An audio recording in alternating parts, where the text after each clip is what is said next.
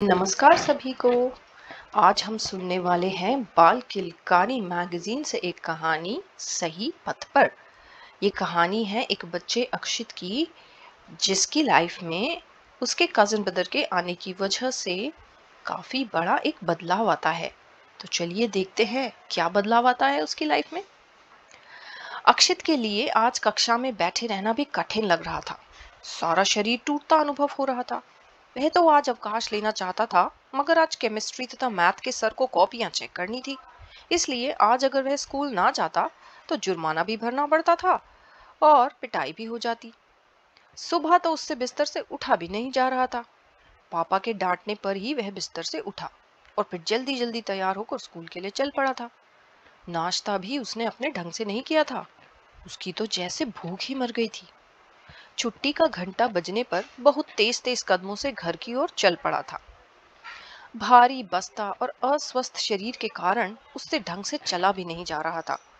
फिर उसका अपना भार कौन सा कम था, 1 क्विंटल तो होगा ही। उसके मोटापे के कारण सभी सहपाठी उसे छोटा हाथी कहकर चिढ़ाते रहते थे। वह मन ही मन कुढ़ता रहता। वह कर भी क्या सकता था। वैसे वह कोई अधिक तो नहीं खाता था। जितना अन्य बच्चे खाते हैं उतना ही खाता होगा, पर फिर भी न जाने क्यों उसका मोटापा बढ़ता ही जा रहा था। प्राय वह एक्टिवा पर ही स्कूल आता जाता था, पर 2 दिन से उसका एक्टिवा खराब पड़ा था। पापा ने ठीक नहीं करवाया था। उन्हें कार्यालय से समय ही नहीं मिल पाता था, इसलिए आजकल उसे पैदल ही स्कूल आना जाना पड़ता था। वह जैसे तैसे घर पहुंचा। उसने झट से बस्ता एक और पटका तथा पास ही रखे सोफे पर लेट गया। उसकी सांस बुरी तरह फूली हुई थी। मम्मी ने पानी का गिलास लाकर उसके निकट रखते हुए पूछा, खाना लगा दूं? नहीं, अभी नहीं, बहुत थका हुआ हूं, पहले थोड़ा आराम कर लूं। और लेटे लेटे ही उसने रिमोट से टीवी चला दिया तथा तन्मय होकर टीवी पर प्रोग्राम देखने लगा। खेल कूद में उसे रत्ती भर भी रुचि न थी। उसके पापा भी प्राय उसे टोकते रहते थे, बाहर जाकर अन्य बच्चों की तरह क्यों नहीं खेलता, जब देखो सोफे पर लेटा रहता है और टीवी देखता रहता है। मगर उनकी बातों का अक्षित पर रत्ती भर भी असर नहीं होता। पर कभी कभी अक्षित के मन में यह विचार अवश्य आता था कि उसे भी बाहर जाकर अन्य बच्चों की तरह खेलना चाहिए। लेकिन अगले ही पल उसका विश्वास डगमगा जाता। बाहर जाएगा तो बच्चे उसे छोटा हाथी कहकर चिढ़ाएंगे और फिर मोटापे के कारण उससे ज्यादा चला भी नहीं जाता। इसलिए उसका जोश एकदम ठंडा पड़ जाता था। आज स्कूल से लौटने पर जब उसे पता चला कि उसके बड़े पापा यानी ताऊजी का बेटा अर्चित ऑस्ट्रेलिया से आ रहा है, तो उसका मन बल्लियों उछल पड़ा था। अर्चित 1 महीने के लिए अपने कोर्स वर्क के सिलसिले में भारत आ रहा था। उसे उनके यहाँ ही उसने ठहरना था। और फिर एक दिन अर्चित आ गया। उसे देखकर तो अक्षित की आंखें खुली की खुली रह गई थी। उसका शरीर तो सुडौल था। देखने में भी वह काफी स्मार्ट लग रहा था। शायद ऑस्ट्रेलिया की आबो हवा ही ऐसी होती होगी, अक्षित ने मन ही मन सोचा। अगले दिन अर्चित प्रातः ही उठ बैठा। चल उठ भी जा, अब इतनी देर तक सोते हैं क्या? चल सैर करने चलते हैं, अर्चित ने उसे बिस्तर पर ही झकझोरते हुए कहा। अक्षित ने बड़ी मुश्किल से आंखें खोली तथा मरियल सी आवाज में बोला, इतनी सुबह सुबह मुझसे नहीं उठा जाता, मुझे तो नींद आ रही है। बातें कम बना, जल्दी उठ, अर्चित ने उसे बाजू से पकड़कर उठाते हुए कहा। प्रातः काल हवा में प्रचुर मात्रा में ऑक्सीजन होती है। सैर करने से शरीर निरोग और चुस्त दुरुस्त रहता है। न चाहते हुए भी अक्षित को उठना पड़ा, मगर वह मन ही मन सोच रहा था, क्या मुसीबत है, वह तो आज तक 7 बजे से पहले कभी बिस्तर से निकला ही नहीं था। उठते ही झटपट तैयार होकर 8 बजे स्कूल के लिए चल देता था। और अनमना सा वह अर्चित के साथ पार्क में चला आया तथा झट से वहीं बेंच पर बैठ गया। मगर अर्चित के कई बार कहने पर भी वह सैर के लिए नहीं माना। चल सैर नहीं करनी तो तुम्हारी मर्जी, कल कर लेना, पर यहाँ बेंच पर बैठे बैठे ही खुली हवा में लंबी लंबी सांस लेता रहे, शरीर को ऑक्सीजन तो मिलेगी। और अर्चित ने उसे अनुलोम विलोम करने का उचित ढंग समझा दिया।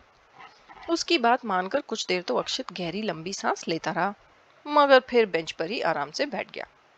उस दिन तो अक्षित आराम से बेंच पर बैठा रहा, लेकिन अगले दिन अर्चित ने उसकी एक न सुनी। वह उसे साथ लेकर पार्क में चलने लगा।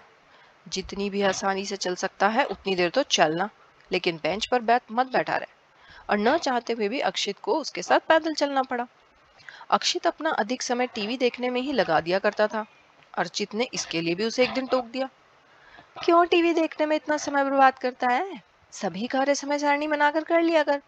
शायद तुम्हें मालूम नहीं हो, ऑस्ट्रेलिया में सभी विद्यार्थी पढ़ाई के साथ साथ पार्ट टाइम नौकरी भी करते हैं, और ये तभी संभव होता है जब हम समय सारणी बनाकर चलते हैं। और अब तो न चाहते हुए भी अक्षित को दिन ब दिन अपने आप को अर्चित के आदेश के अनुसार ढालना पड़ रहा था। लेकिन कुछ दिनों के पश्चात प्रतिदिन सैर करने की वजह से अक्षित को भी सैर करने में आनंद आने लगा था। अब उसने सैर करने, पढ़ने लिखने तथा टीवी देखने की समय सारणी बना ली थी तथा उसी के अनुसार अपना काम करने लगा था। अब वह अपना समय टीवी देखने में कम ही व्यतीत करता था।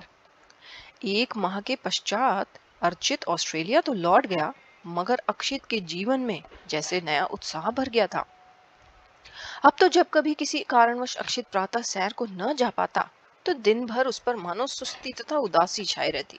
इसलिए वह शाम को जितना भी पैदल चल पाता अवश्य चलता। शारीरिक तौर पर भी उसे स्फूर्ति का अनुभव होने लगा था तथा उसे यह भी लगने लगा था कि मानो पढ़ने में भी उसकी एकाग्रता बढ़ गई हो। उसका मोटापा भी दिन प्रतिदिन उसका साथ छोड़ता जा रहा था। इसी तरह कुछ महीने बीत गए। अब तो अक्षित स्कूल में भी खेलकूद में भाग लेने लगा। समय गुजरता जा रहा था। कुछ ही दिनों में स्कूल की वार्षिक खेल प्रतियोगिता का आयोजन होना था। अक्षित ने भी 100 मीटर दौड़ के लिए अपना नाम लिखवा दिया था। आखिरकार प्रतियोगिता का दिन आ गया। निश्चित समय पर दौड़ में भाग लेने वाले विद्यार्थी लाइन पर आकर खड़े हो गए। अक्षित का दिल डर के मारे तेज तेज धड़कने लगा।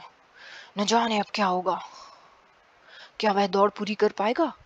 मगर शीघ्र ही उसने अपने भय पर नियंत्रण कर लिया। उसके भाई अर्चित ने उसे समझाया कि कभी भी धैर्य नहीं छोड़ना चाहिए तथा सदैव स्वयं पर यह विश्वास होना चाहिए कि मैं ये काम कर सकता हूँ। और फिर सीटी बजते ही दौड़ प्रारंभ हो गई। अक्षित पूरे जोर से दौड़ने लगा। उसे मन ही मन आश्चर्य हो रहा था कि कैसे हर पल वह अन्य प्रतियोगियों को पीछे छोड़ते हुए आगे बढ़ता जा रहा था। उसके सहपाठी भी उसको प्रोत्साहित करते हुए जोर जोर से चिल्ला रहे थे, बकअप अक्षित, बकअप, और तेज, चक दे फट्टे। आखिर अक्षित ने जीत की लाइन सबसे पहले पार कर ली और अब विक्ट्री स्टैंड पर एक नंबर पर खड़े अक्षित को जैसे स्वयं पर विश्वास नहीं हो रहा था कि कैसे कभी पैदल चलने में भी कठिनाई अनुभव करने वाला लड़का आज दौड़ में प्रथम स्थान पर आ गया था। वह मन ही मन गौरवान्वित अनुभव कर रहा था, मगर उसे इस बात की अधिक प्रसन्नता हो रही थी कि कैसे अर्चित के सुझाव के अनुसार समय सारणी बनाकर काम करने से उसकी पढ़ाई में भी सुधार आ गया था तथा शारीरिक तौर पर वह चुस्त दुरुस्त भी हो गया था। तो बच्चों, कैसी थी कहानी? इस कहानी में आपने सुना ना कि अगर हम प्रतिदिन कसरत करते हैं या वॉक करते हैं और टाइम टेबल बना के काम करते हैं तो एक दिन में ही हम बहुत सारे काम कर सकते हैं, और ऐसे कई काम कर सकते हैं जो हम शायद सोचते हैं कि नहीं, हम नहीं कर सकते। तो क्या आप भी इसी तरह टाइम टेबल बनाकर काम करते हैं? अगर नहीं तो कोशिश करके देखिए।